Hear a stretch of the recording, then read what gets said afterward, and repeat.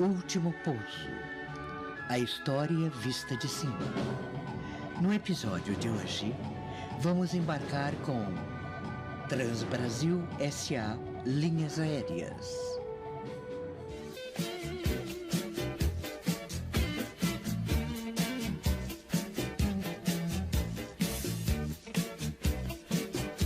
Quem olhou para os céus brasileiros durante a década de 80, certamente testemunhou a presença de muitos arcos-íris atravessando as nuvens. Nessa época, a Transbrasil possuía mais de 20% de participação do mercado aéreo doméstico e a presença de seus Boeing 727 nos aeroportos chamava a atenção. A companhia se tornou a maior operadora desse modelo de aeronave na América Latina e, algumas vezes, o próprio Omar Fontana, presidente e fundador da Transbrasil, pilotava os aviões.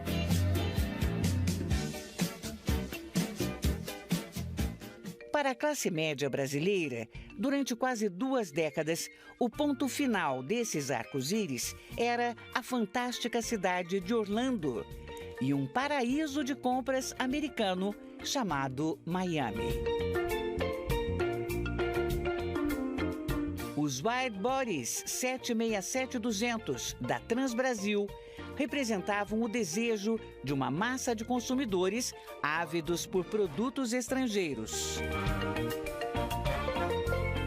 No entanto, no ano 2000, por volta das 10h30 da manhã de sábado, um gigante Boeing 767-300 da empresa faz um voo rasante a 500 metros do solo pela zona sul de São Paulo.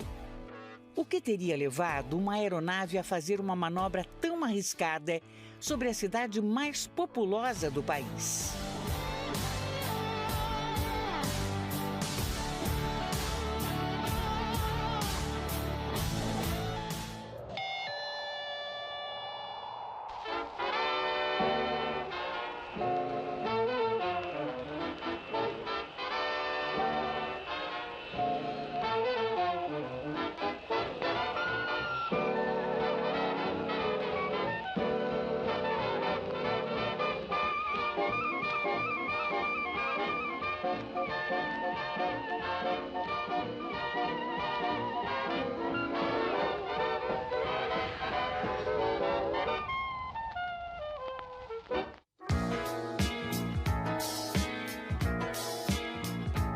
A Transbrasil marcou a história da aviação brasileira, tornando-se uma das memórias afetivas mais presentes na vida de quem viajava pelos ares.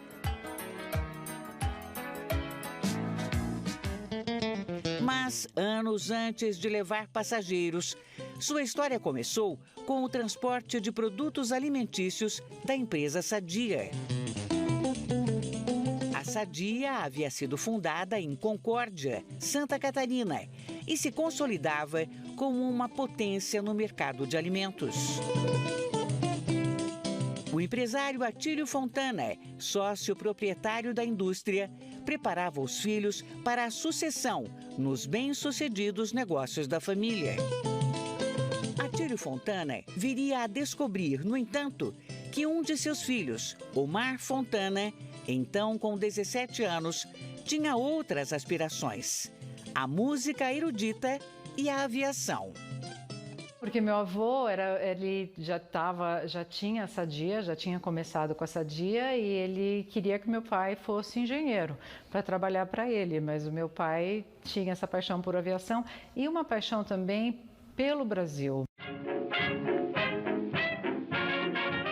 Omar Fontana, depois de se casar, mudou-se para São Paulo. Estudava Direito, trabalhava no escritório da Sadia e ainda achava tempo para, nos finais de semana, fazer bicos como copiloto de DC-3 da Panair do Brasil.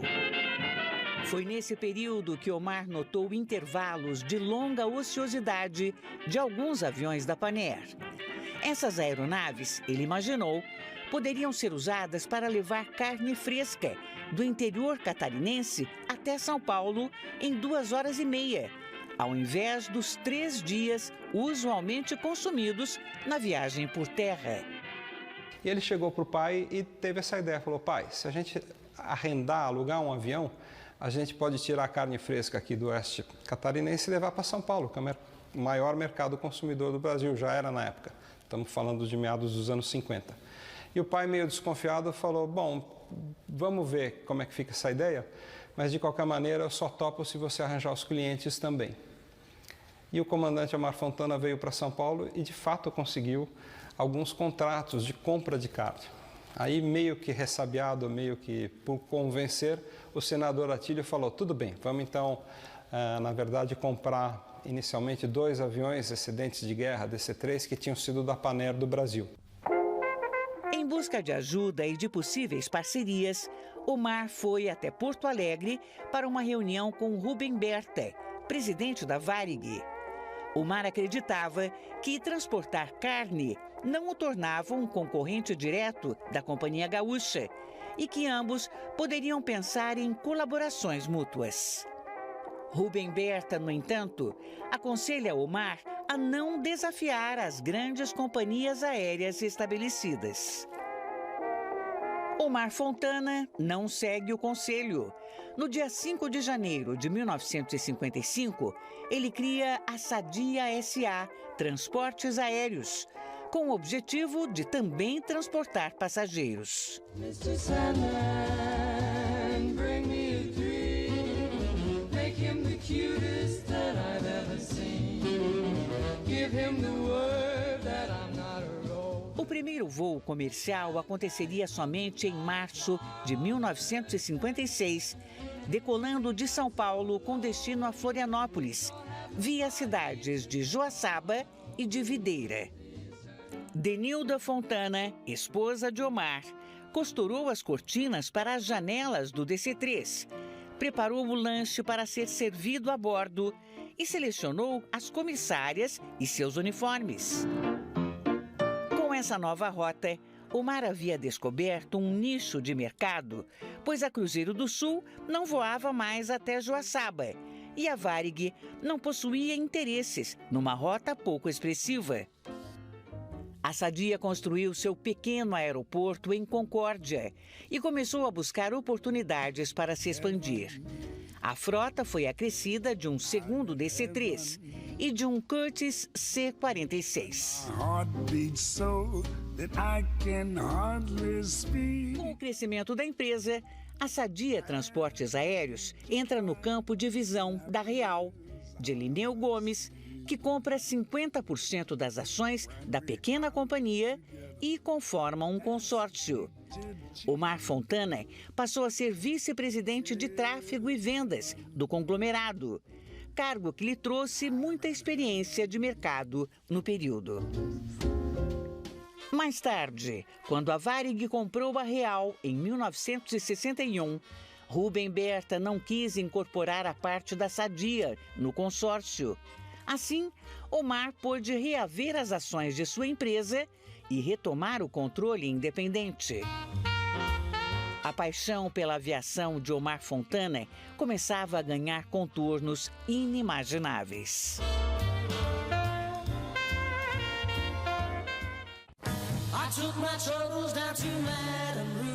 A pequena companhia aérea, que havia sido criada para transportar carnes, começava a marcar sua presença no mercado brasileiro de transporte de passageiros pelos ares. Omar Fontana queria aprimorar sua frota, mas esbarrava em impedimentos do governo para importar novos aviões. A solução foi adquirir, através de leasing, 2 Handley Page Dart Herald de 48 assentos. Em 1969, decolaram os primeiros voos internacionais fretados da Sadia. 3 Dart Herald foram locados para levar torcedores à Assunção, onde aconteceu o jogo de futebol entre Brasil e Paraguai pelas eliminatórias da Copa do Mundo. Os turistas puderam celebrar a vitória da seleção brasileira por 3-0. Sam baby, sou um menino de mentalidade mediana. Mas assim mesmo feliz da vida, pois eu não devo nada a ninguém. Das 4 grandes empresas aéreas brasileiras à época, a Sadia era a única que ainda não operava aviões a jato. Omar Fontana utiliza esse argumento na tentativa de sensibilizar o governo brasileiro em favor de sua companhia. Com isso, a Sadia finalmente consegue autorização para a compra de 3 aeronaves britânicas BAC 111-500.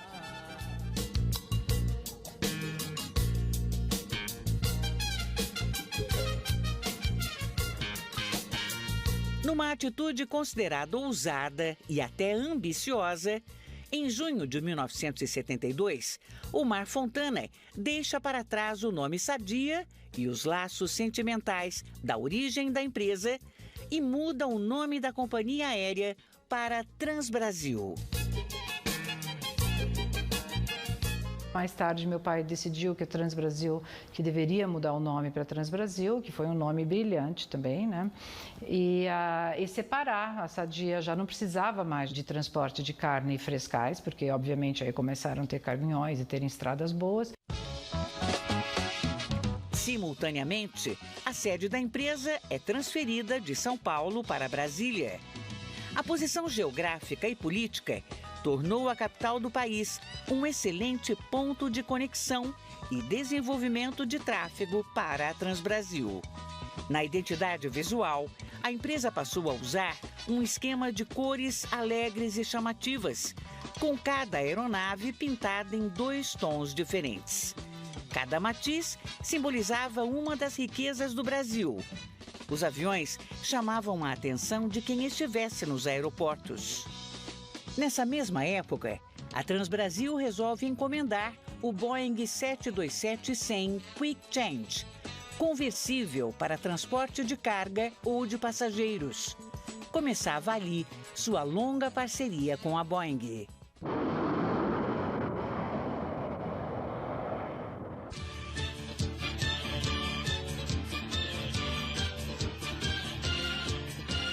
Em 1975, foi criada a Fundação Transbrasil. Os 3.000 funcionários agora detinham 39% das ações da empresa. Todos os empregados passaram a participar de um programa de previdência, um bônus considerável em um país onde poucas empresas se preocupavam com esse tipo de benefício.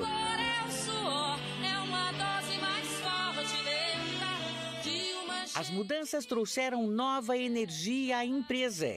E em 1977, a Transbrasil inaugura uma nova sede e um novo hangar no Aeroporto Internacional de Brasília. O hangar tinha 12.400 metros quadrados, o maior da América do Sul. Oxê, agora voar pela Transbrasil ficou tão simples quanto minha gente. Sou de Santa Catarina. Quando vou pra lá, vou de Transbrasil. E na Transbrasil, o crédito é rápido e sem luta. Venha voar com a gente. Seu lugar está reservado. 10 meses para pagar e crédito rápido como Trijadão.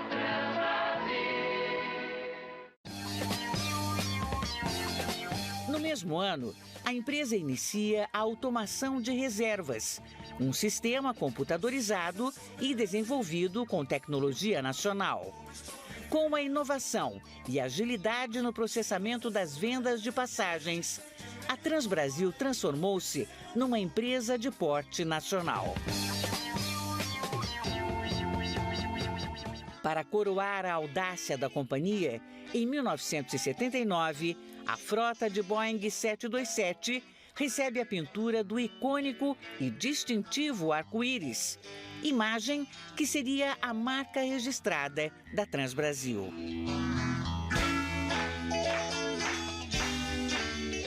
A empresa havia encontrado a sorte de se colocar entre as maiores companhias aéreas do país.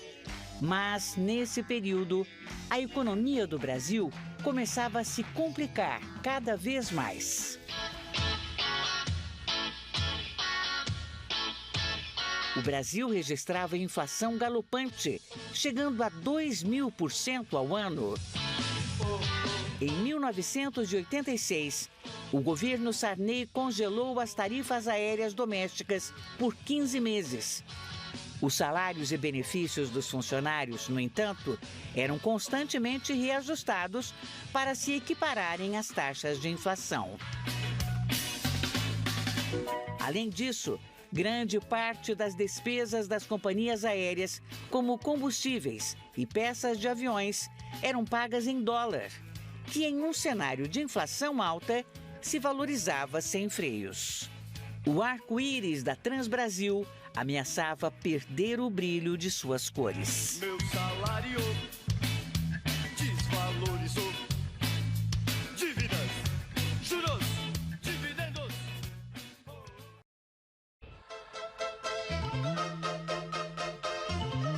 It's a rich man's world.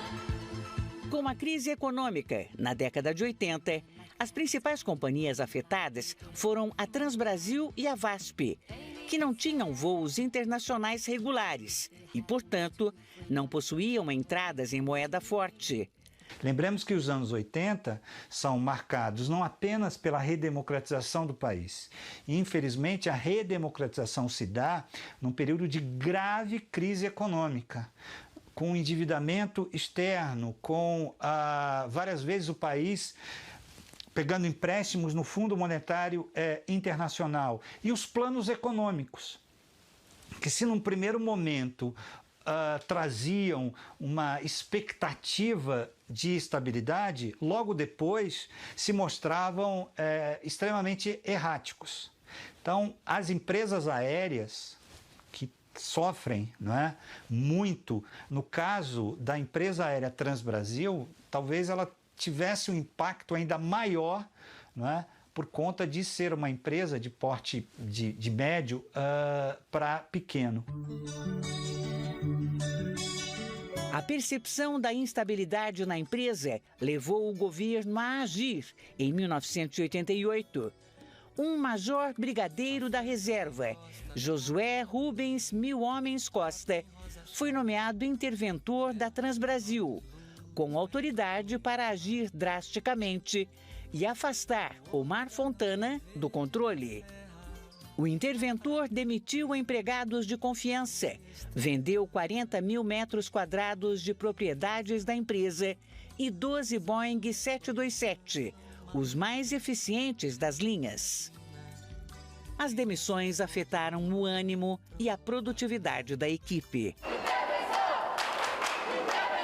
A mudança na frota foi destrutiva e a intervenção resultou numa piora da situação da Transbrasil. Alô, alô, marciano, aqui quem fala é da terra. Em 1989, logo um ano depois, o ministro da Aeronáutica apelou para Omar Fontana, oferecendo-lhe a companhia de volta. O comandante aceitou imediatamente, mas impôs condições. Os voos internacionais deveriam ser transformados em rotas regulares, estendendo-se inclusive aos Estados Unidos. A voz de comando é esta: toquemos para a frente, para o alto, com fé e esperança. Omar agora tinha o apoio do governo para assegurar alguma perenidade.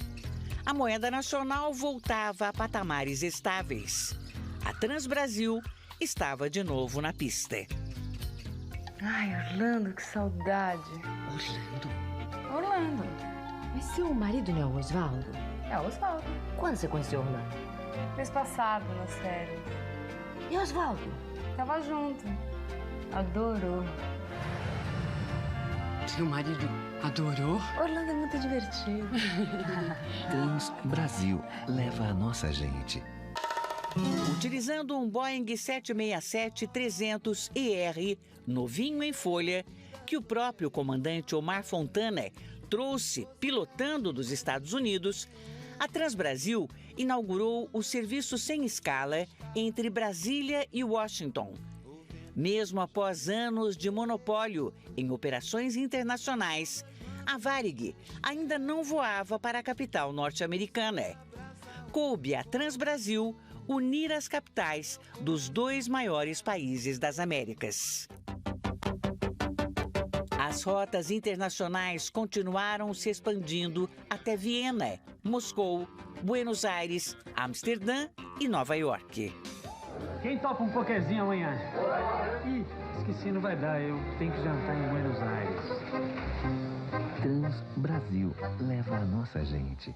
Mas os voos internacionais, que sempre eram vistos como a tábua de salvação das empresas, tornaram-se um fardo. Eram caros, tinham baixa ocupação e, por isso, davam muito prejuízo. Os Boeing 767 passaram a pesar nas contas da Transbrasil.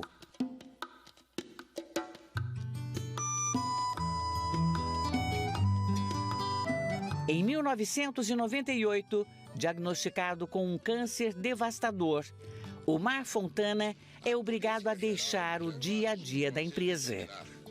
A Transbrasil também entrava em sua fase terminal, num paralelo com o próprio estado de saúde de seu fundador. Naquele mesmo ano, de forma inédita na história da empresa, foi comunicado aos funcionários que seus salários precisariam ser pagos em parcelas. Entro num acordo contigo. Tempo. Antônio Celso Cipriani, genro de Omar Fontana, assume a presidência executiva a pedido do próprio fundador. Cipriani começa a cortar rotas deficitárias, devolve aviões, enxuga a folha de pagamento e encolhe a empresa, no intuito de tentar fazê-la sobreviver.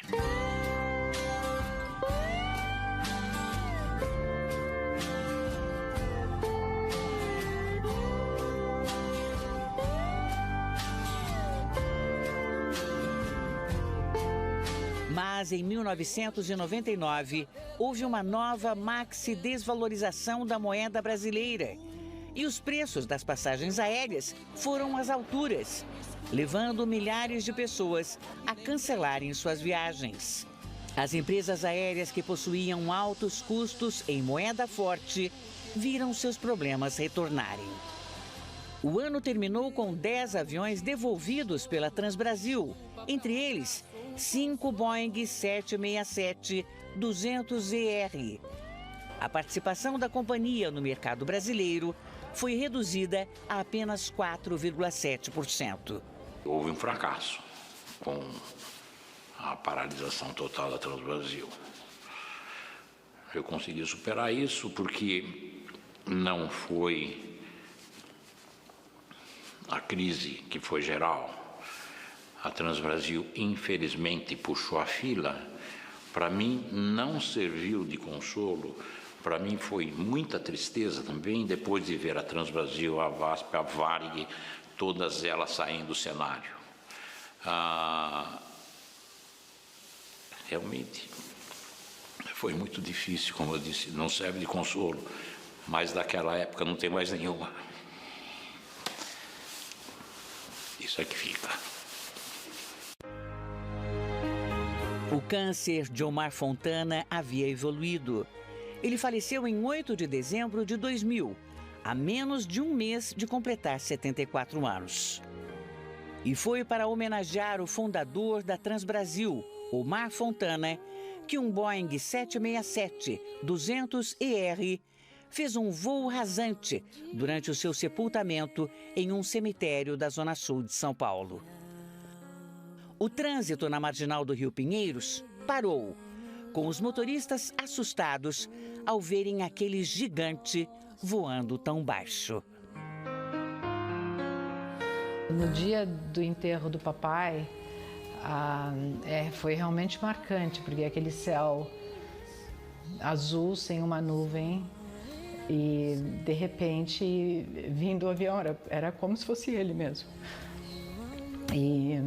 E principalmente quando foi embora, ficou muito marcante mesmo. Era mais ou menos como se falasse, eu tô e ela tá indo comigo. Um dia a estrela vai brilhar e o sonho vai virar realidade.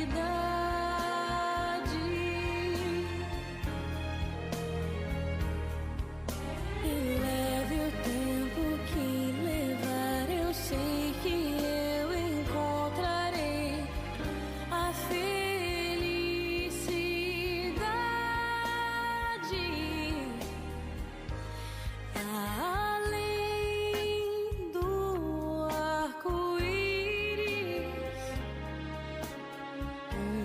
lugar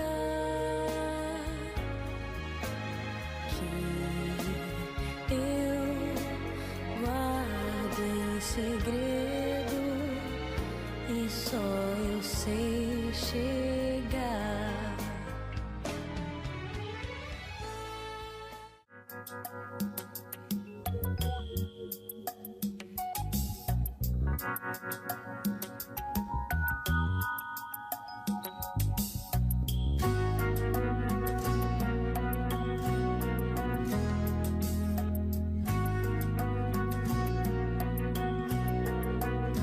You wear the sad eyes. Don't be discouraged. Oh, I realize it's hard to take courage in this world full of people. You can't lose sight of it all, and the darkness inside you makes you feel so small. I see your true colors shining through. I see your true colors, and that's why I love you. So don't be